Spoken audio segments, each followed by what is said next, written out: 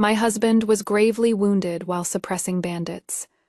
The divine physician declared his heart meridian severed, with no possibility of ever waking again. In my previous life, I stayed by his side without fail, spending every last coin of my family's fortune on precious ginseng and medicine to keep him alive.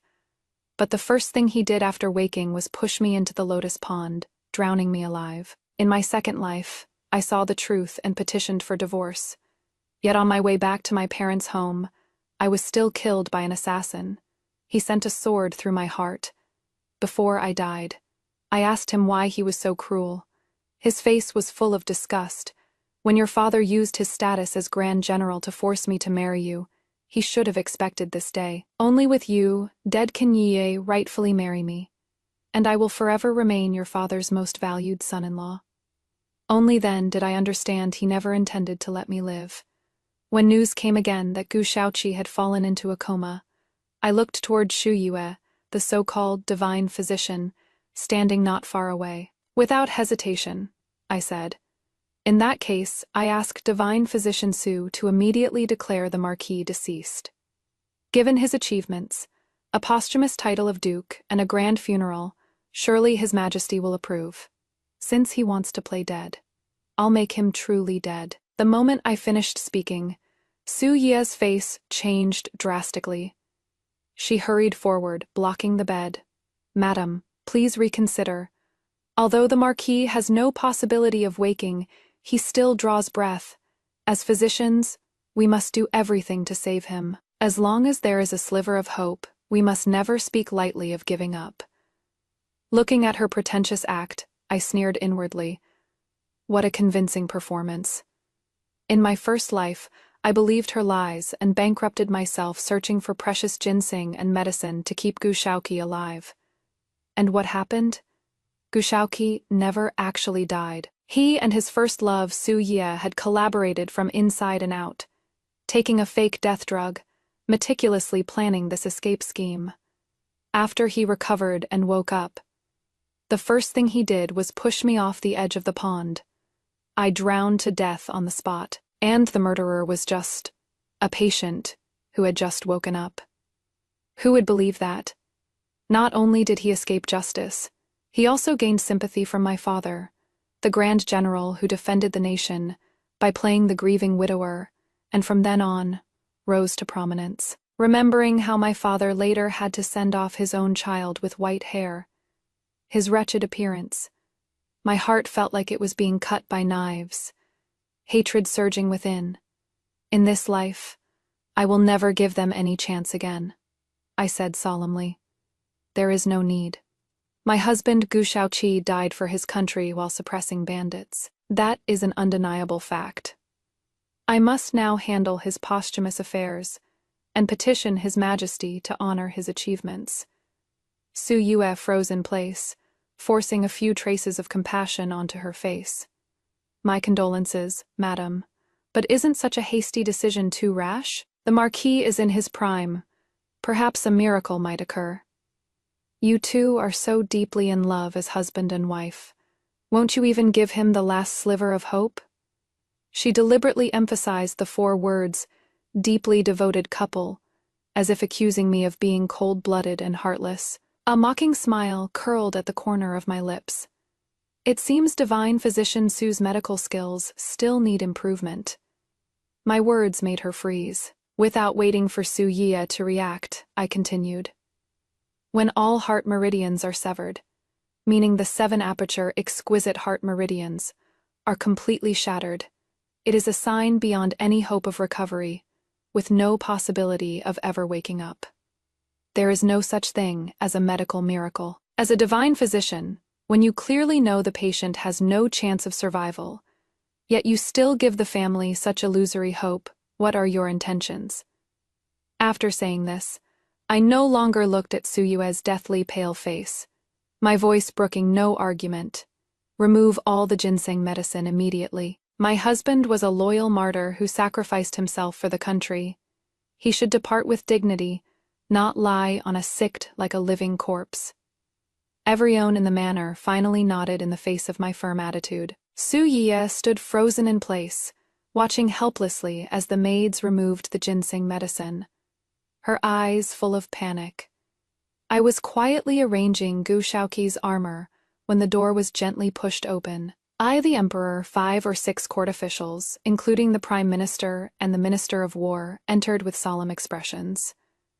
The emperor's voice was heavy with grief. "Lady Shen, you must restrain your grief and accept the circumstances. Take care of yourself. Shaoqi was a loyal minister and capable general. I will certainly make proper arrangements for his posthumous affairs and give you a proper account." I raised my head, with no tears on my face. Only determination.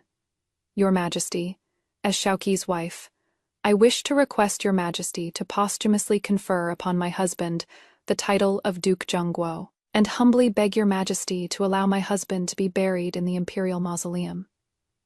As soon as the words fell, the room fell into silence. Several senior ministers exchanged surprised glances. They didn't expect me to be so calm, able to suppress my grief and fight for my husband's deserved honor. Su Yue immediately stepped out from the corner, looking anxious. "Madame Marquis, I understand your feelings, but posthumously conferring a title is a major court matter."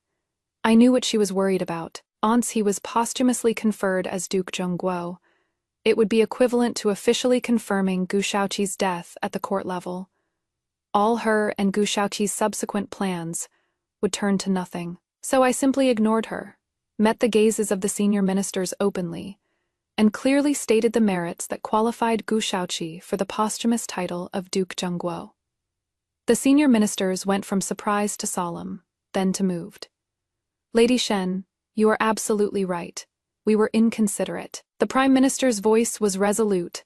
"The posthumous title of Duke Zhongguo must be requested from His Majesty." The emperor also nodded heavily, looking at me with eyes full of admiration. "Lady Shen, even in such grief, you can still calmly fight for your husband's deserved honor.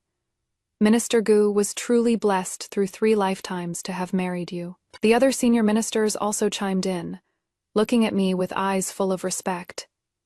Su Ye was completely left aside, unable to utter a single word of rebuttal. She could only watch helplessly as several important ministers discussed on the spot, settling the request for the posthumous title of Duke Zhongguo and the procedures for the state funeral. With matters finalized, I turned to the emperor and made one final request.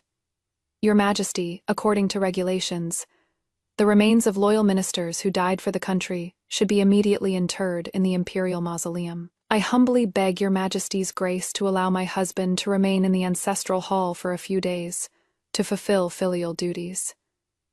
The emperor immediately agreed and ordered the guards to assist.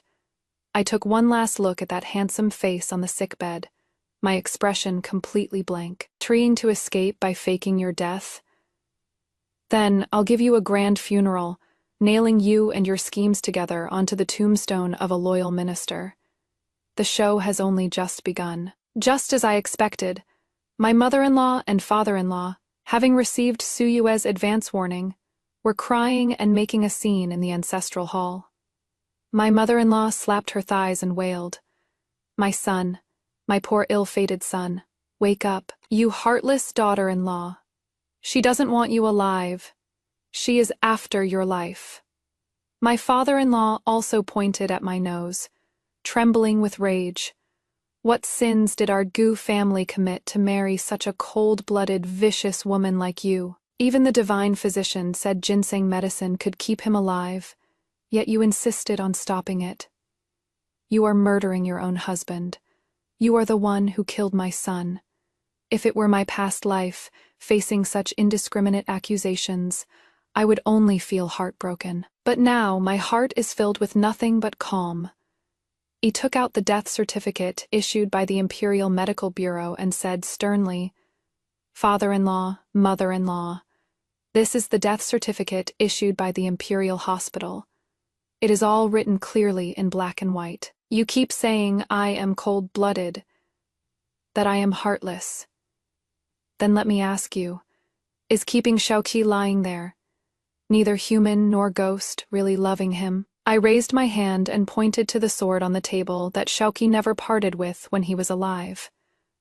Your son Gu Shaoqi was a loyal minister to the court, a man who stood tall between heaven and earth. He shouldn't be lying on a sict like a living corpse, making you suffer watching him, making the court worry alongside you.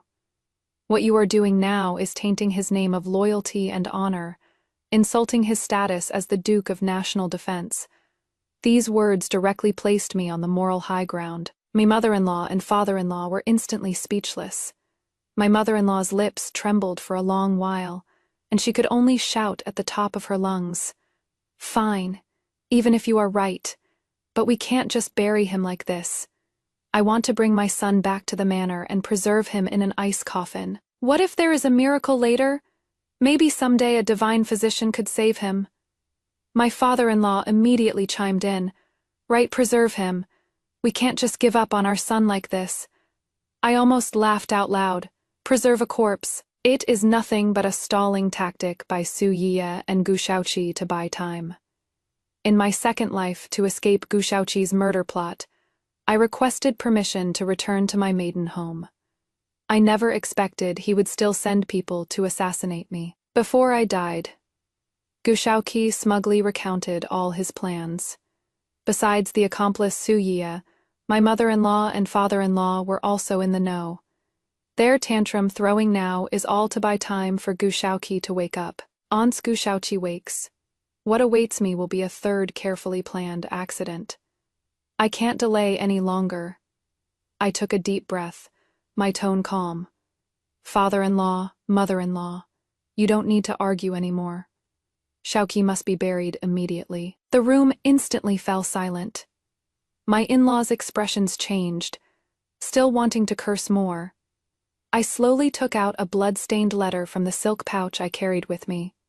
It was a will that Gu Shaoqi had personally written after his brief awakening in the manor, to maintain his devoted husband image. I put on an expression of suppressed grief and began to read aloud. If I can never wake again, I would rather leave with dignity than become a burden to my beloved.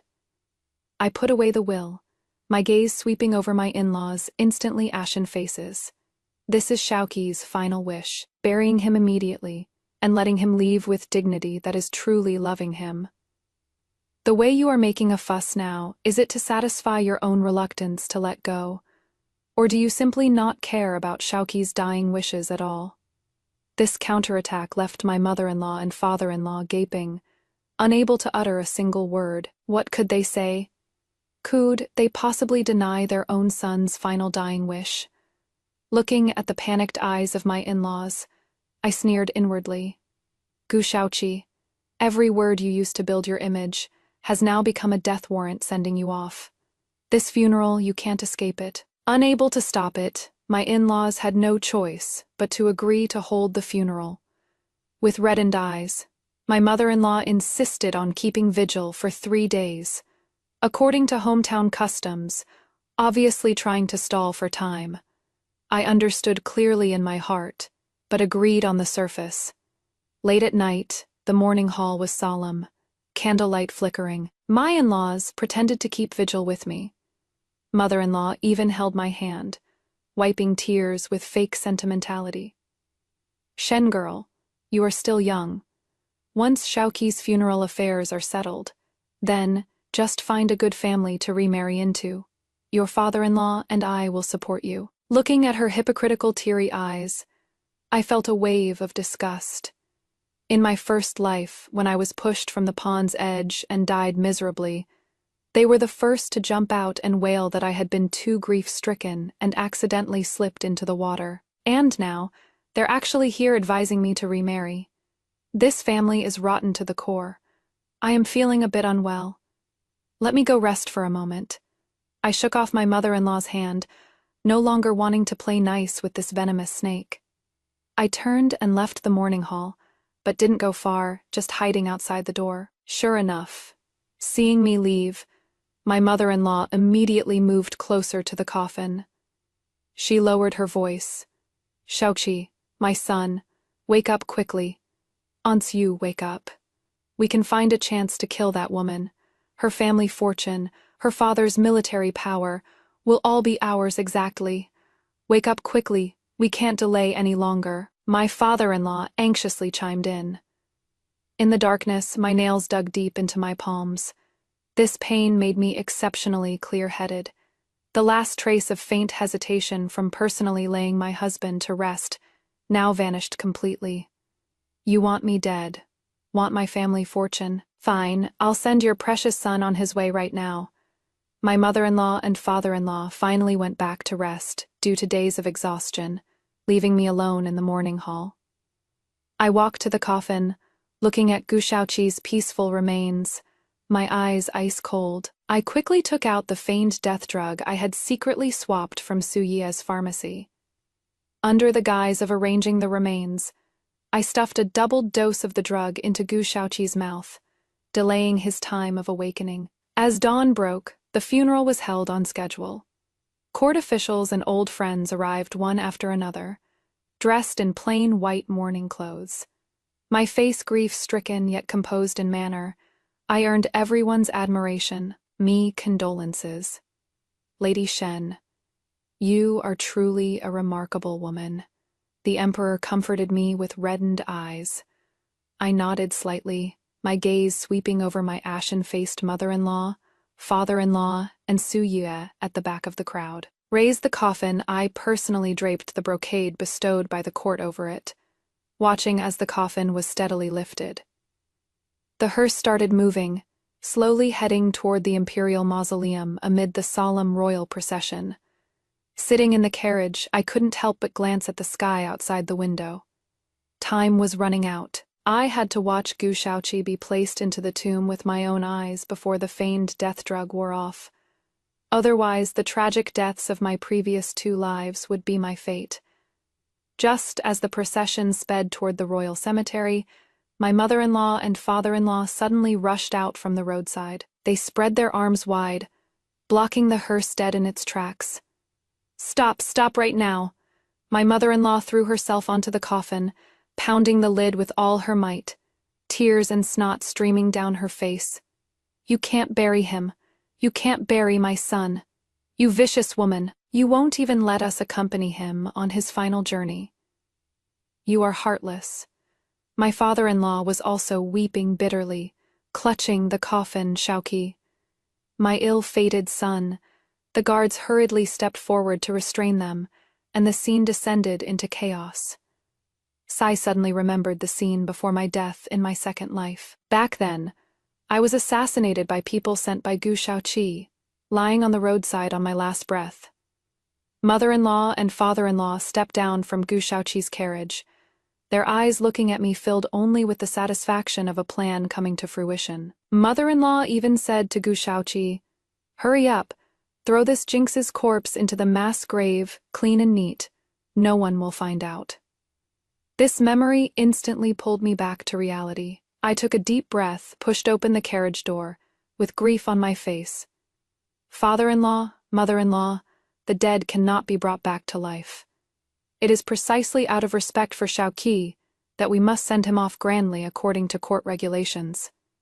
How can Shaoqi depart in peace if you act like this? I stepped forward, seemingly to support mother-in-law. Mother-in-law, we cannot delay any longer. For Shaoqi's dignity, and for the sake of your health, we must be on our way. Dignity. My son is almost gone. What dignity do we need? Mother-in-law violently shook off my hand, her bloodshot eyes glaring at me intensely. Seeing that she could no longer delay, she finally shouted, "He can't be buried. My son isn't dead at all. You are murdering your own husband." The moment these words came out, everyone present was shocked. All the important officials, old friends, and relatives who came to see him off were stunned. Murdering her own husband. They looked at mother-in-law in disbelief, then turned to me. Pride showed in mother-in-law's eyes, but just as she was about to speak, my tears had already fallen. I raised my face, showing no panic, only deep sorrow. Mother-in-law, acting like this. You are making Shaoqi unable to depart in peace. Mother-in-law froze. I looked at everyone with a choked voice. My lords, I am so sorry to disturb you all, but please don't blame the old couple, they're just heartbroken over their son. After Xiaoqi passed, they couldn't eat or drink, and their minds have become somewhat dazed. The doctor said this is a heart ailment triggered by extreme grief, causing mental confusion and making them say nonsensical things. I raised my eyes to look at my mother-in-law and father-in-law, with not a trace of blame in my gaze, only deep heartache. They didn't mean to disrupt the proceedings, nor did they intend to slander Xiaoqi's loyal and heroic name. They just loved Xiaoqi too much and couldn't accept this reality. These words were spoken with such sincerity, just like in my first life, when my mother-in-law and father-in-law twisted the truth in front of the court's investigation team. Sure enough, as soon as I finished speaking, everyone's gazes toward my in-laws turned into deep sympathy. So that is what happened. The emperor nodded gravely, his eyes filled with admiration and pity as he looked at me. Lady Shen, how difficult it must be for you despite your own grief. You still think of the elderly. The Prime Minister also sighed. Indeed, for white-haired parents to send off their black-haired child, the blow is too great. Quick, help the two elders to rest and summon the imperial physician. Several guards immediately stepped forward, half supporting and half escorting my still cursing in-laws away from the hearse route. Their struggling and wailing, in everyone's eyes at this moment, instantly transformed into the grief of parents who had lost their beloved son. The hearse started moving again. The funeral music resumed. The convoy pressed on against the morning light, continuing steadfastly toward the royal mausoleum. The hearse slowly pulled up to the entrance of the royal mausoleum, and the tomb keeper was preparing to step forward for the handover. Just then, a carriage abruptly stopped in front of the convoy. Su Ye pushed aside the carriage curtain, her voice urgent. Wait, the burial cannot proceed. I just discovered an error in the diagnosis. The previous assessment that he could never wake up was flawed. These words struck like a thunderclap, and the originally solemn scene instantly erupted in commotion. The ministers exchanged glances, their previously resolute eyes now clouded with doubt once more. Divine Physician Su.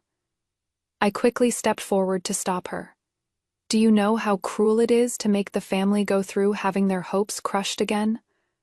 Xiaoqi has already passed on. Su Yiye glanced at me and deliberately raised her voice, passed on. Madame Gu, don't you want to give Xiaoqi a chance at survival? What if he is really still alive? These words were impeccable. Under everyone's silent gaze, I had no choice but to step aside and allow Su Yue to open the coffin for examination. As the coffin lid was slowly opened, Su Yiye eagerly stepped forward. But after clearly seeing Gu Xiaoqi's face, she subconsciously glanced at the sky, her brows furrowing, taking advantage of a blind spot. Su Yiye pressed her fingers hard into Gu Xiaoqi's philtrum. Seeing no reaction from Gu Xiaoqi, she harshly scraped his wrist with her fingernails. The mother-in-law and father-in-law standing at the very front stared at the coffin without blinking, not daring to lose focus for even a moment. Time passed second by second in the silence, but Gu Xiaoqi in the coffin remained completely motionless, his complexion still a lifeless pale white. This can't be. Cold sweat seeped from Su Yue's temples. She hurriedly leaned down, moved close to Gu Xiaoqi's ear, and urgently whispered, Xiaoqi, wake up! Still no response. Su Ye's face turned completely white. Impossible. The drug's effects should have worn off by now. Why hasn't Gu Xiaoqi woken up? I saw through the panic in her eyes at a glance, and leisurely straightened my sleeves. I spoke softly. Divine Dr. Su, are you satisfied now? Su Yiye, her face drained of all color, gripped the coffin, then suddenly turned her head and screamed like a madwoman. Xiaoqi, wake up! Time's up! She had completely lost her usual calm composure, ignoring all the shocked gazes around her. Su Yue pressed her lips close to Gu Xiaoqi's face. Her voice choked with sobs. Xiaoqi, you should be awake now. Seeing this, the mother-in-law and father-in-law also staggered forward. The mother-in-law desperately pounded on the coffin lid, her voice shrill, "My son, open your eyes and look at your mother." The father-in-law even braced his shoulder against the coffin, tears streaming down his aged face as he roared, "Shaoqi, if you don't wake up, you'll be buried alive." The three of them gathered around the coffin as if grasping at straws.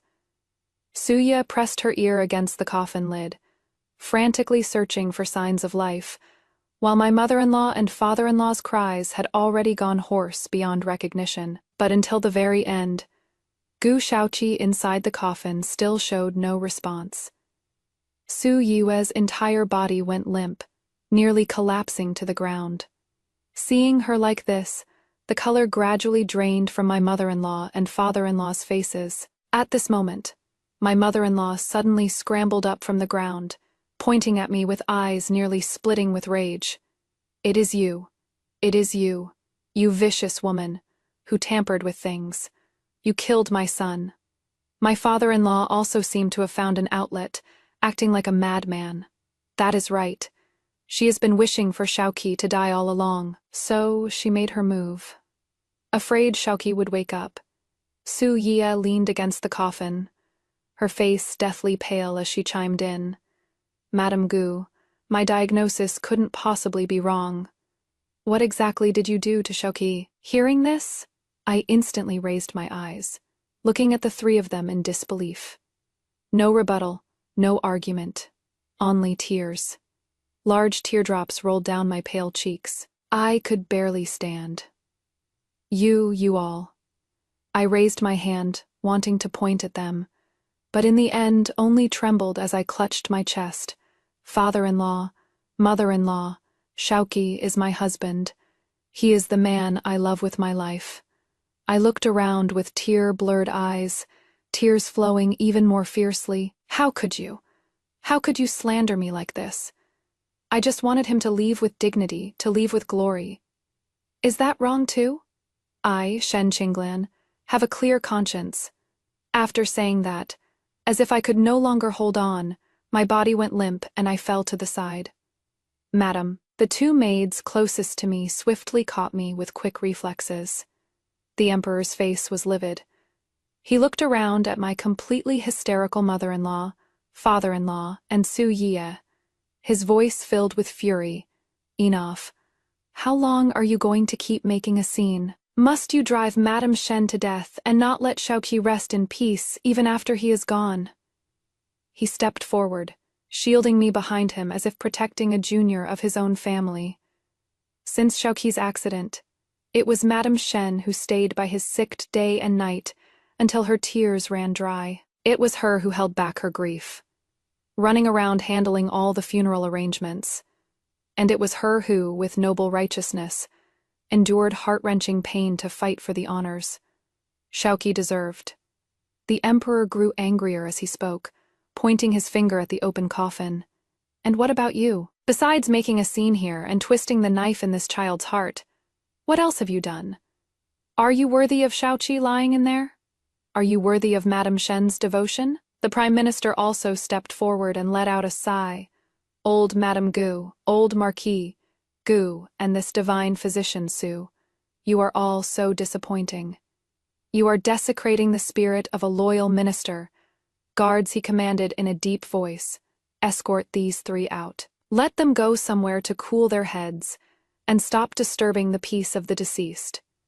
Several guards immediately stepped forward and invited my mother-in-law, father-in-law, and Su Yie to leave with a firm yet courteous attitude. "No, I won't leave. That is my son." My mother-in-law wanted to struggle, but was firmly held back by the guards. Su Yue's face was deathly pale, her lips trembling, wanting to say something more. But under the emperor's icy gaze, she couldn't utter a single word and could only be half forcibly escorted away from the scene. The farce came to an end. I leaned against a lady's shoulder, took a deep breath, as if I had exhausted all my strength just to barely stand steady. I raised my head, forcing a bitter smile at the corner of my lips. "Your Majesty, I'd like to be alone to properly send off Shaoqi one last time." The emperor's eyes were full of sorrow as he nodded heavily. "Good child. Go ahead. We'll all wait outside. The crowd slowly retreated, leaving me a quiet space. At the entrance of the tomb, only I and that dark, heavy coffin remained. The heavy stone door slowly closed behind me. I pushed the coffin alone, walking through the empty tomb passage. The wheels scraped against the ground, the sound exceptionally clear in the silence. And it was in this silence that a faint click came from inside the coffin. My footsteps halted. Then came the rustling of fabric, accompanied by a suppressed, sharp gasp. The coffin lid was suddenly pushed open from the inside, creating a crack. A hand with bulging veins gripped the edge of the coffin desperately. Cough. Gu Shaoqi had woken up. At the exact moment the fake death drug wore off, just before he was to be sent into the tomb. He struggled to emerge from beneath the coffin lid. Those once captivating eyes were now filled with confusion. The dim lights of the tomb passage, the cold stone walls, the deep burial chamber straight ahead. Where is this? Gu Shaoqi's voice was dry and hoarse, his face gradually covered with a layer of fear. Then he saw me. I stood not far away, dressed in plain white mourning clothes. My face bore no expression, calmly watching him struggle on the edge of life and death. Gu Shaoqi almost instinctively squeezed out that gentle expression I had once been so familiar with. His voice carried a plea. "My lady, what is going on?" I only remember going to suppress bandits on imperial orders. Then an accident suddenly happened. How did I get back? Even now, at this point, he was still lying to me. I continued watching coldly, not uttering a word. "My lady, what are you trying to do? Hurry and get me out. I am not dead. It must be those quack doctors who misdiagnosed. Madam, look, I can still move. I am a living person. Misdiagnosis. A living dead person sure knows quite a lot." Knowing he had let something slip, a trace of panic flashed through Gu Shaoqi's eyes, his tone becoming even more urgent. "Madam, don't you love it most when I accompany you to eat tofu pudding in the south of the city? We'll go tomorrow. And you said you wanted to see the snow mountains. I'll petition His Majesty for permission and then take you there. What are you spacing out for, madam? After all these years of our marriage, we grew up together since childhood. Are you just going to watch me die?" I watched Gu Shaoqi's performance with cold eyes, my expression still icy. Gu Shaoqi finally understood what was happening, seeing that playing the emotional card was ineffective. The feigned affection on his face instantly peeled away. What replaced it was a ferocious threat. "Shen Qinglan. Think carefully, even if you kill me, you won't escape. Outside are all important court officials. Do you think you can get away with this? And your father, if he knew you were this vicious. I finally spoke, my voice so calm there wasn't a single ripple. The cold, eerie air from deep within the tomb chamber twisted Gu Shaoqi's figure. I slowly savored his ugly, struggling appearance. "You actually have the nerve to talk to me about being vicious. Gu Shaoqi, do you know what death tastes like?" Gu Shaoqi's face stiffened. "What the hell are you on about? I don't understand what you are saying. Let me out of here now. You don't understand." I chuckled softly. "No, you know exactly what I am talking about. After all, this is already the third time we've reached this point." Gu Shaoqi's fingers gripping the edge of the coffin suddenly stiffened, and he looked at me with shock and uncertainty. I calmly began to narrate, as if telling a story that had nothing to do with me. "The first time was right after you woke up. In our marquee residence, you pushed me into the pond, and I drowned on the spot." Gu Shaoqi froze instantly. His original plan had been laid bare by me without any warning. The second time, I got smarter and requested permission to return to my maiden home, thinking I could escape. I didn't expect that this time you'd directly send someone to assassinate me. While I was lying half dead by the roadside, you and your dear parents were right there discussing how to throw my corpse into the mass grave without leaving any traces. You are spouting nonsense." Gu Shaoqi's voice trembled as he tried to deny it. "Nonsense." I looked at him coldly, Then was I also spouting nonsense about you and Su Ye, plotting to make that fake death drug, after announcing there was no possibility of you ever waking up. She refused to remove the ginseng medicine. Wasn't that precisely to ensure you could wake up, as if it were perfectly natural, and that dear pair of parents of yours? What were they waiting for when they desperately tried to stop the burial just now? Weren't they just waiting for the drug to wear off? Waiting for their precious son to rise from the dead? Hearing me expose all of their conspiracy. The expression on Gu Shaoqi's face instantly shifted from shock to terror. The fake death drug was given by Su Ye, and my parents did know about it. But we originally only wanted to trick you into a divorce. The cold, eerie air coming from the depths of the tomb made him shudder. Gu Shaoqi incoherently confessed every detail. How he rekindled his old flame with Su Ye. How he schemed for my wealth. He even came clean about how they originally planned to push me into the pond. I was possessed by demons. He looked at me, crying bitterly. For the sake of our 10 years as husband and wife, please forgive me this once. Oh right, I suddenly interrupted him. I should also thank you for that suicide note you wrote to maintain your image. If it weren't for your line, unwilling to become a burden, leaving your parents speechless, I really would have had to put some thought into how to get you out of the manor. Gu Shaoqi froze. As the memories slowly pieced together, he finally broke down completely. He frantically pounded on the coffin, trying to struggle out. Madam, I was wrong. I truly know I was wrong. Please spare me, forgive me this once. I'll be your slave for the rest of my life. I'll give you all my family's wealth. Please save me, I don't want to die. Gu Shaoqi's tear-streaked face at this moment overlapped with the cold cruelty he showed when he pushed me into the pond and sent assassins after me in my previous life. I slowly walked toward the mechanism, deep within the tomb chamber. In the tomb chamber, the stone door began to slowly descend. Forgive you? Through the gradually descending stone door, I looked at Gu Shaoqi, who was trapped inside the tomb, my voice cold as ice. That is the King of Hell's job. My job is to send you to meet him. When I walked out of the mausoleum, my mother-in-law, father-in-law, and Su Ye came stumbling over. Where is my son? If anything happens to him, we won't let you off. My mother-in-law stormed up, pointing at my nose and cursing. I knew you, you cheap woman, had bad intentions. We should never have let you into our family. My father-in-law also had an arrogant look on his face. Are you done making a scene? Don't push your luck. My gaze swept across their faces, my tone flat. Maybe the fake death drug was too strong. Shaoqi is sleeping quite soundly. Su Ye suddenly raised her head, her eyes full of bloodshot veins. Impossible. I calculated the timing precisely. The moment the words left her mouth, she realized her slip, but it was already too late. Calculated the timing precisely? I repeated her words. Calculated that he should wake up before burial? Or calculated that you could stop the hearse in time? Me father-in-law still tried to argue. What nonsense are you spouting?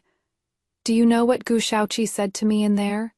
He told me everything, and desperately begged me to let him go. Unfortunately, I still couldn't forgive him, and personally locked him inside the tomb. Now, he should have long suffocated to death. Hearing this, my mother-in-law finally broke down. You murderer! You killed my son! You'll die a horrible death! I calmly watched their hysterical display and shook my head. In everyone's eyes, I am just a loyal and virtuous widow seeing my husband off on his final journey. And you, my gaze swept over the 3 ashen faces, who would still believe anything you say. In the distance, the emperor was hurrying over with his ministers. I turned to look at my mother-in-law. Although posthumously honored as a loyal martyr who defended the nation, Gu Shaoqi died as he deserved. I'll kill you to avenge my son. My mother-in-law and father-in-law lunged at me like madmen. I turned to glance. The emperor was approaching with his guards. Aren't you afraid I'll tell His Majesty that you've gone mad from your son's death and have you sent off to a countryside manor?" My mother-in-law and father-in-law froze, the ferocity on their faces slowly turning to fear. My mother-in-law suddenly dropped to her knees with a thud, clutching my legs tightly. "Chinglan, now that Xiaoqi is gone, we old couple can only depend on you from now on. For Xiaoqi's sake, you won't abandon us, will you?" I gently pulled my skirt hem free. "The court's rewards will be delivered to you on time. As for anything else," under the nervous gazes of my mother-in-law and father-in-law, I curled the corner of my lips. "I have nothing to do with the Gu family anymore. If you need someone to care for you in old age, you can go find this divine Dr. Su. After all, she and Gu Shaoqi have been having a secret affair all these years. She should be happy to fulfill his filial duties for him." My mother-in-law's expression stiffened, and she suddenly turned to look at Suyue, whom she had forgotten. My father-in-law slapped Suyue hard across the face. "It is all because of you, you vixen. It was your terrible idea. Blame me." Suyue screamed while covering her face. "You are the ones who said as long as she was gotten rid of, the family fortune would all be yours. You guaranteed it would be foolproof. Otherwise, why would I agree to let Xiaoqi take the risk? You killed my son. It was Gu Shaoqi's idea, if you weren't so insatiably greedy." The three of them immediately started fighting. My mother-in-law grabbed Suyue's hair, while my father-in-law's fists landed on both women. Suyue refused to back down either, her nails leaving bloody scratches on their faces. "Give me back my son's life. You are the ones who killed him." "Bitch." The emperor frowned and gestured, and several guards stepped forward to separate the three. They were still tearing at each other and cursing, looking utterly deranged. I had already turned and left, never looking back at this farce. I successfully petitioned to leave the capital and came to a Zhongnan water town.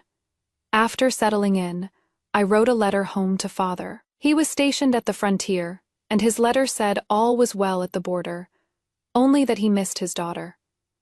Though father has retired from the military, the sternness between his brows hasn't diminished one bit.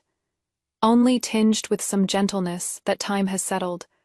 "Are you adapting well to Zhongnan?" the letter asked. "Everything is fine," I wrote back. "The water town of Jiangnan is very peaceful." Father's reply came quickly.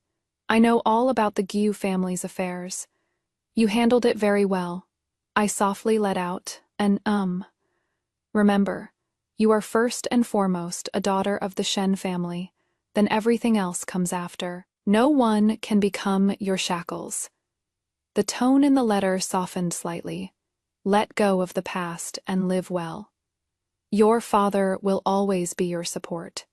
"Thank you, father." I set down the letter outside the window.